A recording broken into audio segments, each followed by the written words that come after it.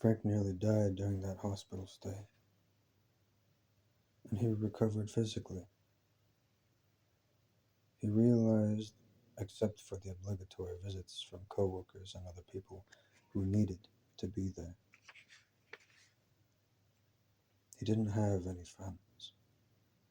He realized he was disconnected from his wife, who was angry at him, disconnected from his kids, who were growing up without him, disconnected from all the things that mattered to him. He was very much alone. Frank didn't know how to love his wife, Jana, but after this crisis, she was willing to take the initiative to show him how, instead of continuing to wish he knew how to do this on his own. She committed to helping her husband figure out how to love her, despite her anger and hurt from Frank's neglect over the years. She felt justified in being distant and bitter towards her husband, and yet, when she saw his brokenness after his illness, she was willing to help him understand what she needed. Jana was a heart person to whom emotions and closeness were important.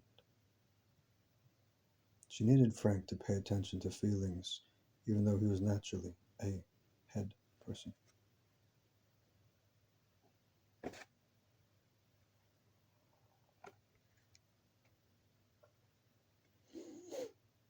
Whose preference was to handle issues on an intellectual plane without much emotion. After he got out of the hospital, they spent time walking and talking, and sharing what was important to the both of them. That was 10 years ago, and today Frank is a different man. He knows how to love his wife. His marriage is stronger, his health is better. He is now able to step out of his comfort zone, move from his head to his heart, and connect with his wife.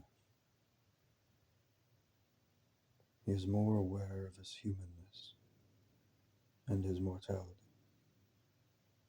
and as a result, he focuses more on his relationships than the bottom line of his professional life.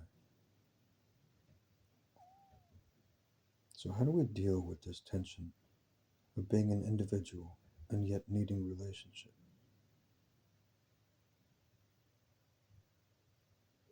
And why is it so necessary to come to terms with our reason to exist? We must find the answers in order to help our marriage regain the nourishment needed to recover from affection starvation.